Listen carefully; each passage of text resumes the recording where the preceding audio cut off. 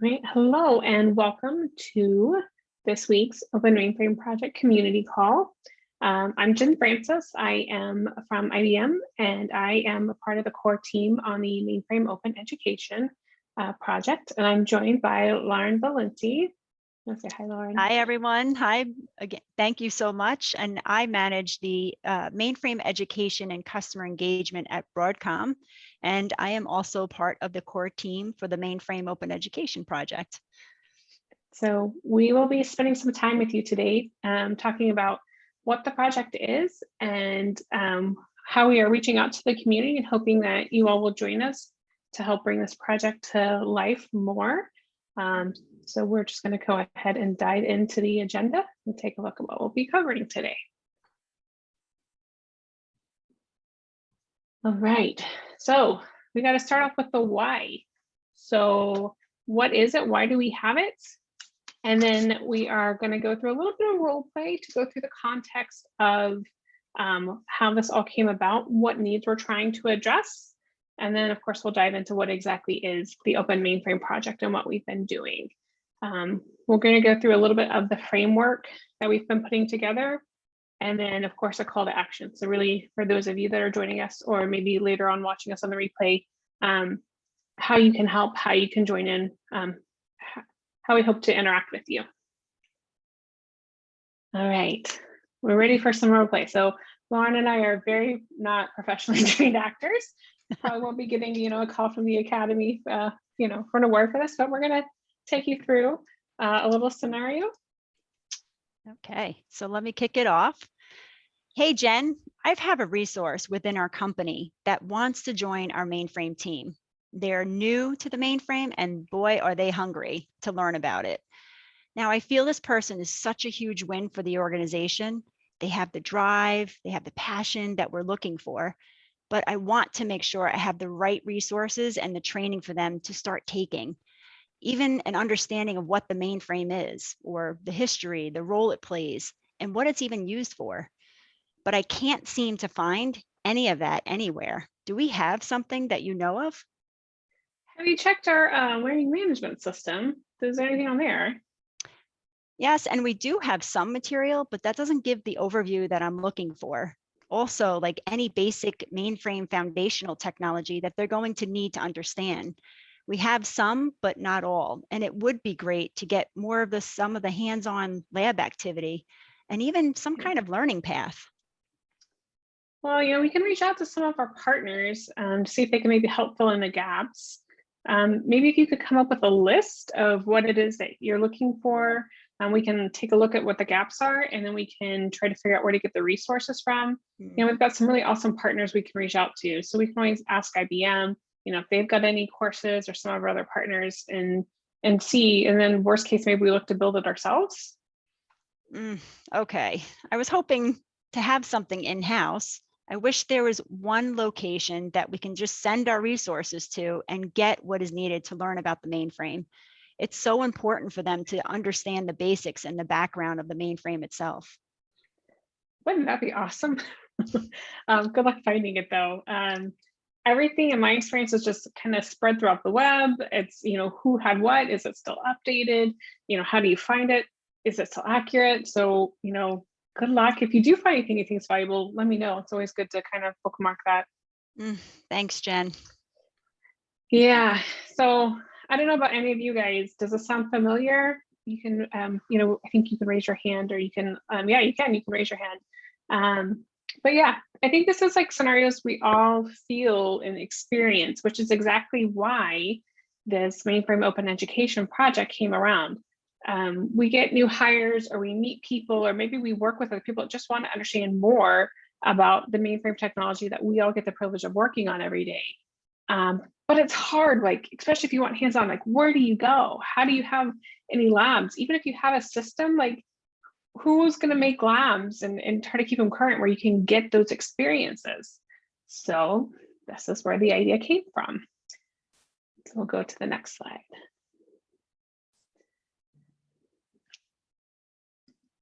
All right, so the Mainframe Open Education mission is to offer all of the mainframe users a platform to cultivate skills that are going to be the most critical to future hires and to allow them for knowledge sharing and community contribution.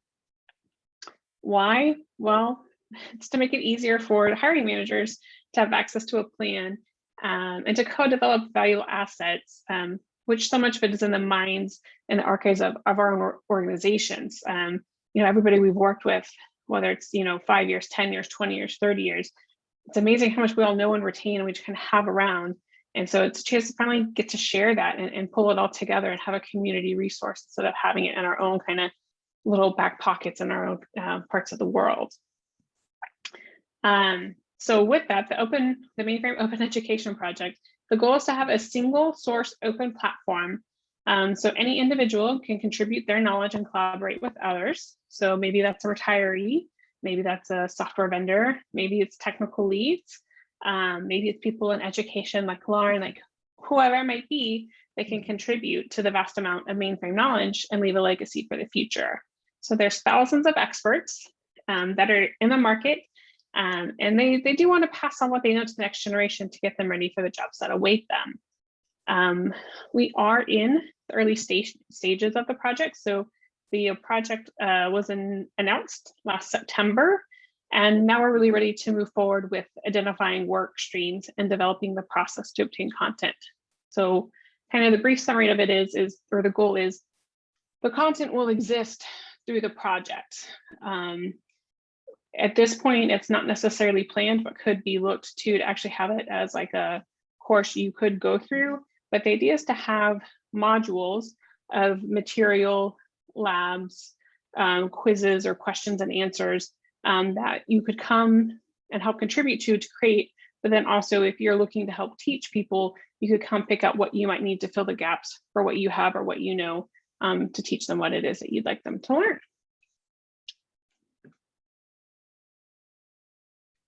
We'll go to the next slide. Okay. So as Jen explained, in the last few months, the core team, we pulled together a phased approach of the framework, or I should say structure. And this is based on what the core team thought, even through our very own personal experiences, working with our customers, our new hires that we're onboarding, et cetera. And that's why it's so important for us to ensure that you see this as a community and provide your feedback as well. And again, this is about our mainframe community and your needs. It's not about what we think it should be. It's about getting your collective feedback on what this whole thing should be about and what we should be providing. What you see here is just that starting point. But again, it's about getting your help in making sure that it is addressing what is needed for the community itself. We are conducting a survey currently as we speak to gather this input from each of you, in which we'll review in the next slides that Jen will talk about as well.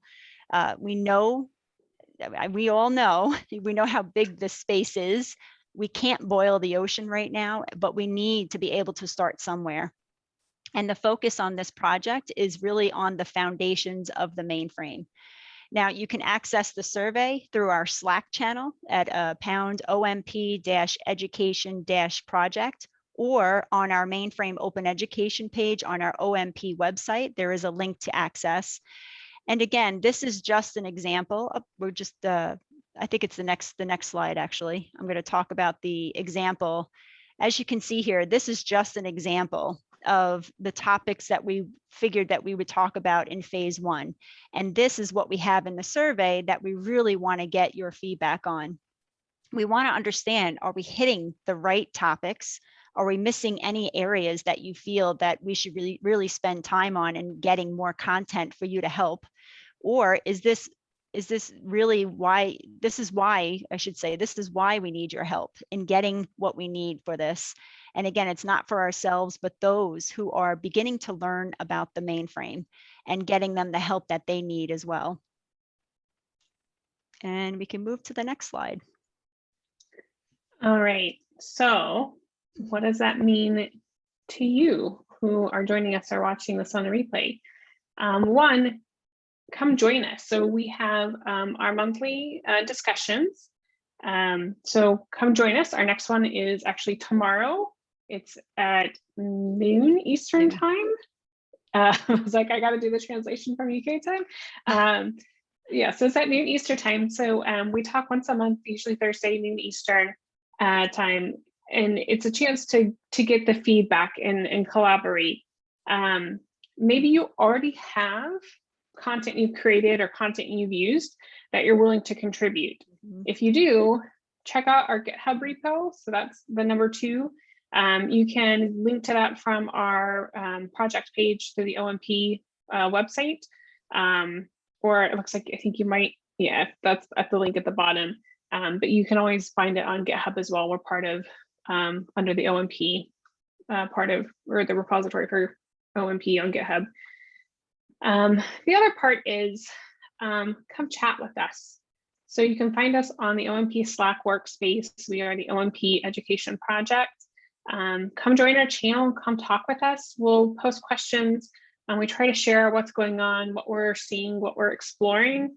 So if you're not sure, maybe you're not sure if you have the time, totally understand. You can subscribe to the meetings, join when you can, kind of peek in on the channel when you can. Anytime you can collaborate with us, it's helpful. As Lauren said, like, this is for you, this is for the community. And the only way that we know that it's meeting the community needs is if the community is involved. So the core teams tried to get a good start. We're trying to set the processes and the directions for contributing, but really we need you. So come and join us. All right, next slide, please. All right, so just a good recap of all of the Open Mainframe projects. There are so many, and it's always growing, that enables more innovation. I think we're all familiar with Zoe. It was, I think, really kind of the first big splash where we all got really familiar with OMP. But there's a really awesome COBOL programming course that's a graduated Open Mainframe project. But then there's also a working group for COBOL. So many ways that you can contribute. There's a really cool software discovery tool project. I've got some teammates that are working on it, so I'm always checking in because I've had a lot of interest to be able to see like how they're going to make that work. But there's some really cool projects out there. Check out the OMP main page, look at the project descriptions. If you have any passion to help collaborate, these are great ways to find ways to collaborate with the greater community and share your knowledge and your talents. And there it looks like there's links to the survey and to the Mainframe Education page as well in the chat if you'd like those. And then of course, you want to make sure that you're following Open Mainframe Project on social. We share everything out through there. We'll share reminders for the community, invites for all of the different projects and the different opportunities where we'll be at conferences or doing different things that you can join in. So if you make sure to follow us on LinkedIn and Twitter, you can catch us there. And definitely sign up for the project newsletter as well. We get the privilege of being able to share project happenings through that newsletter.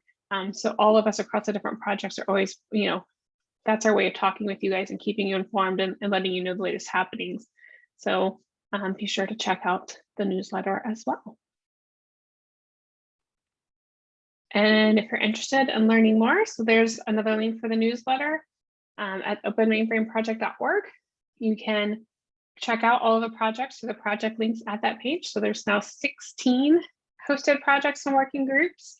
And of course, there's lots of membership opportunities where you can join or you can send an email. And if you're ready to pursue being a corporate member, maybe your company is, you can do that as well. So definitely check those out.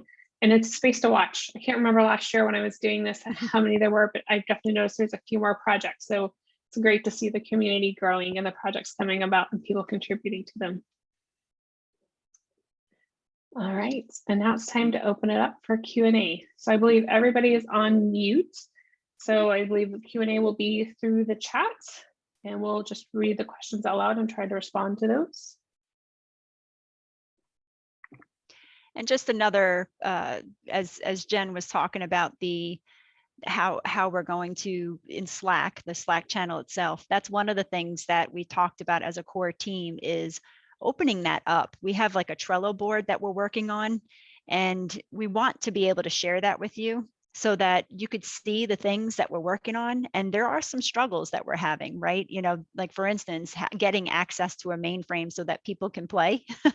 So that's one of the things that we are talking about. And I understand from a larger OMP perspective, it's an issue. So that's something that we are working on as an OMP organization, which is phenomenal.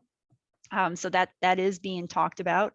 But the other things is, you know, how we're breaking it up into work streams, and, you know, how we can get people like yourselves to be part of those work streams to help us review content or contribute content. How do we want it to look like? So there's a lot of, like I said, there's a starting point, but we also need the community's help in involving, especially those who are new to the mainframe. It would be great to hear from you as to going through this, and, you know, us getting your feedback as well on that.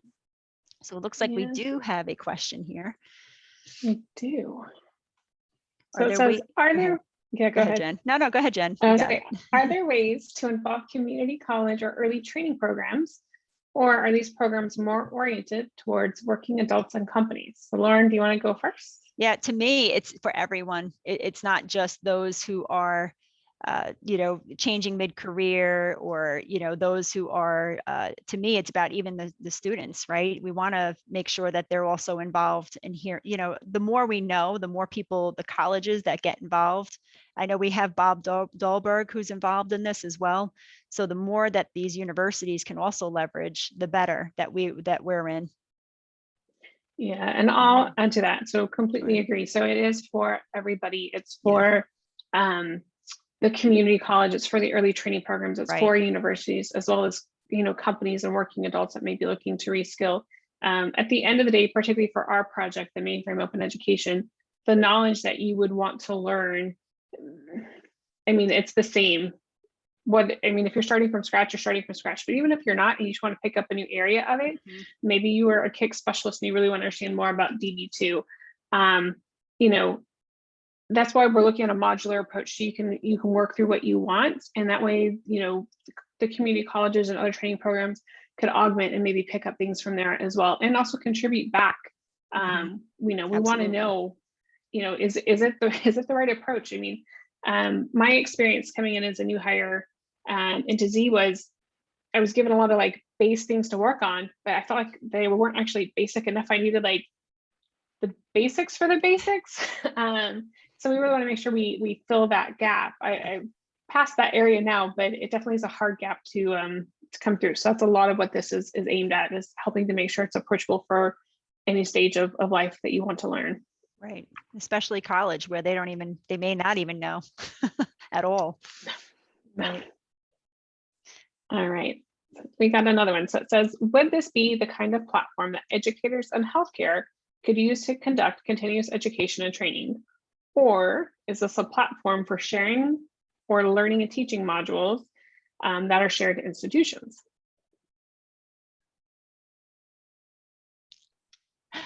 You want, I mean, I'm thinking here. So it could, right? To me, it's a, you know, again, it's about sharing. So yes, for instance, that's one of the things that we are looking for is, again, people like myself from Broadcom, from people, you know, in any industry that they can go to learn about the mainframe, right? We want to send people so that they have a one-stop shop, one platform that they can go to get any materials that they need for their trainings within your own companies to build upon. There's learning paths, at least, you know, and there's one source of information that you know is going to be accurate too, because we have people that will review that content and make sure for accuracy. So to me, I think you can use that. I believe you can use it.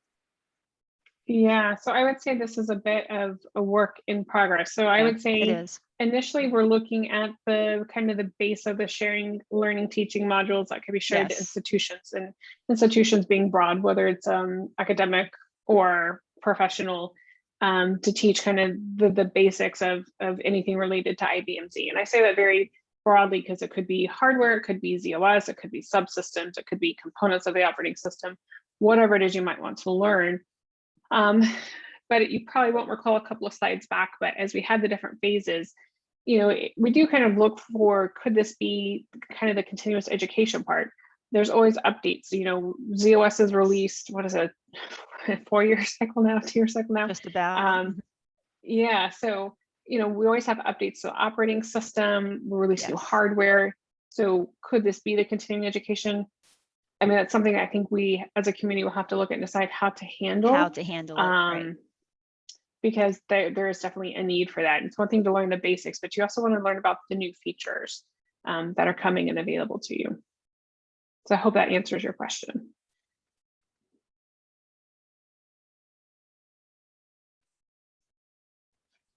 Okay, any other questions? Oh, Has okay, there been thanks. any interest from universities in the UK? Oh, That is a great question. So for the project, not that have joined necessarily, but I know from working and living in the UK that yes, absolutely, there are interests from universities and having things like this. And so it is trying to figure out how to make it so that they can work and contribute to these.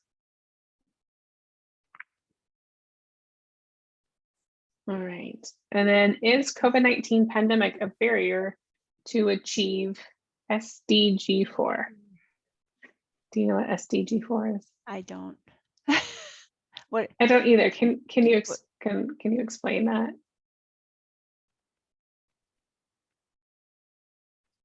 Or if anybody knows, feel free to I'm even looking it up.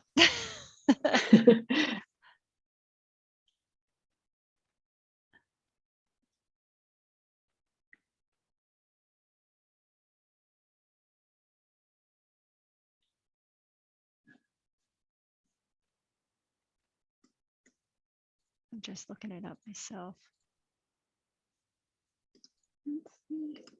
Sustainable development goals.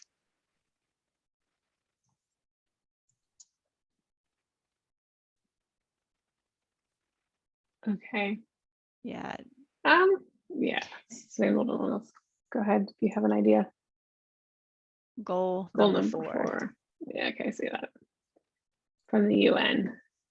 Ah.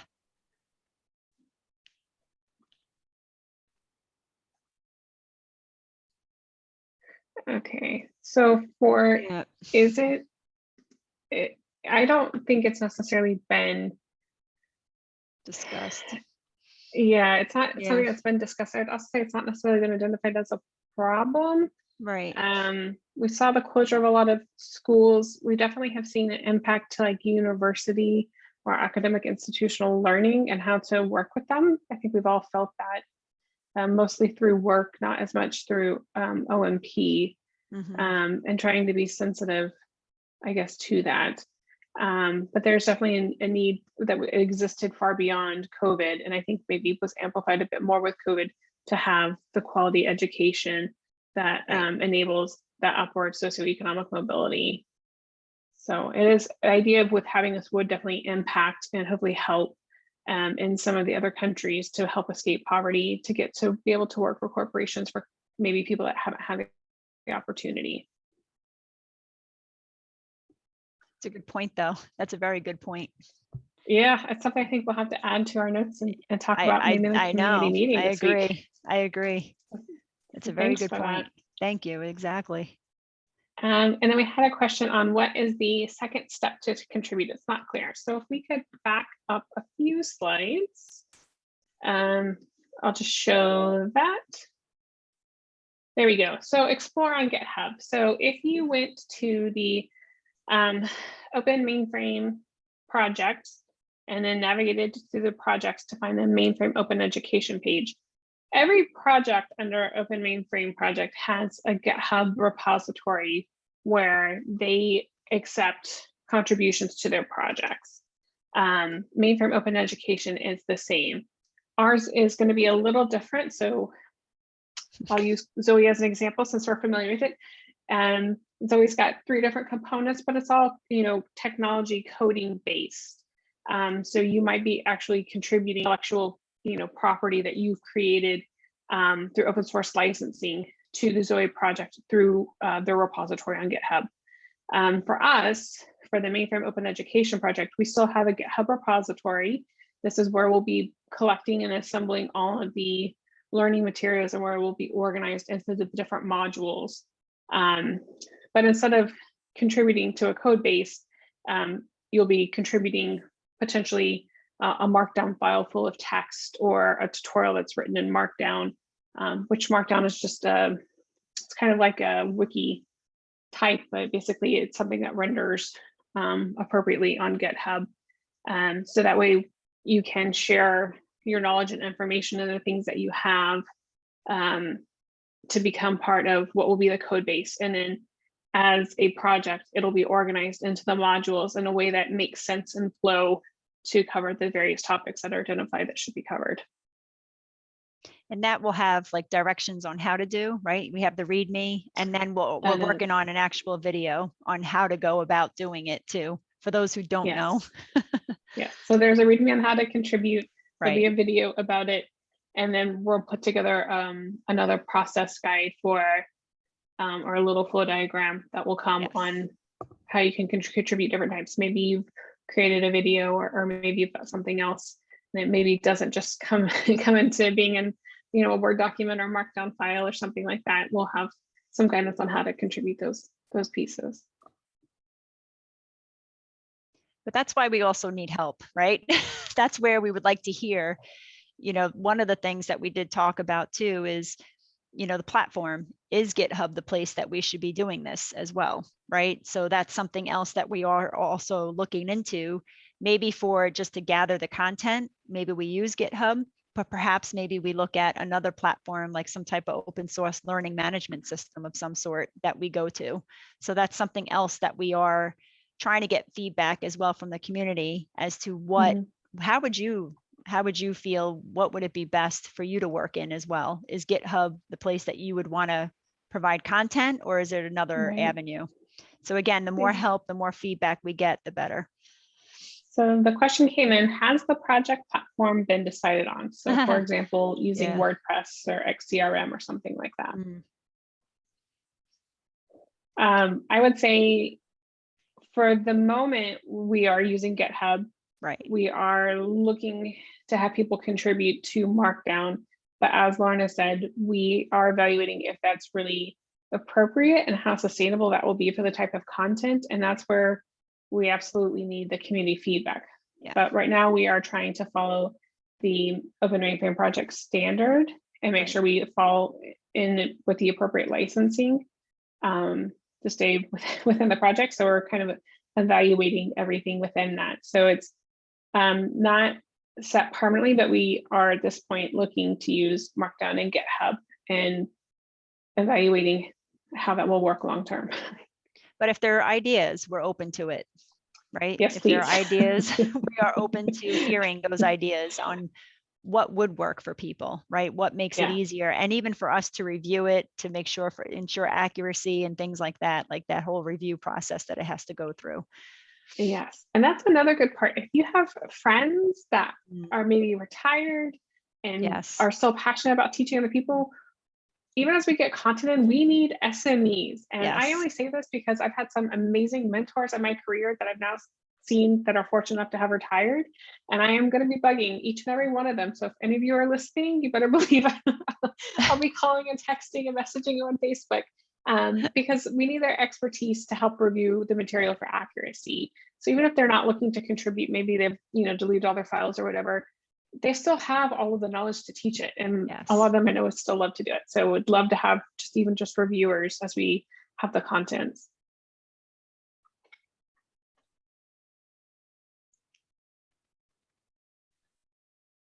Any other questions? These are good ones, by the way. They are.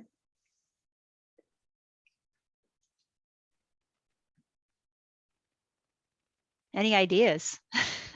I don't mind brainstorming here too. Yeah, love to have some ideas. Yeah. And if you can't make our community meetings, they're the third Thursday of every month from 12 p.m. Eastern to 1. We will record them. We will post the recording on our Slack channel as well. But if there's any ideas that you have, put them on the Slack channel so at least we're all monitoring it. And we would love to hear from you and get your ideas at the same time. Even if you listen it through the recording, our meeting, if you have ideas, definitely share them on our Slack channel. Oh, there we and that's go. I just responded back.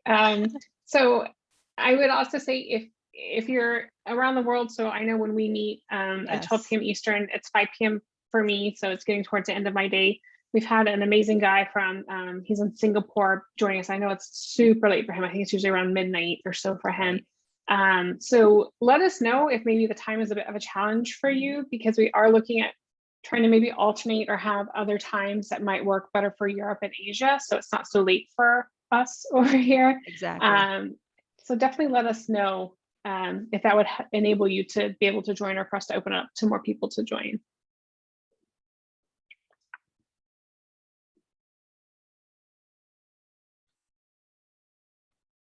Okay. Any other questions?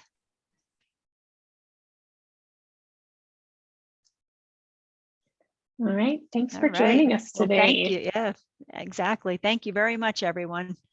We really appreciate you joining us and listening in, and we hope to see you on our community call tomorrow.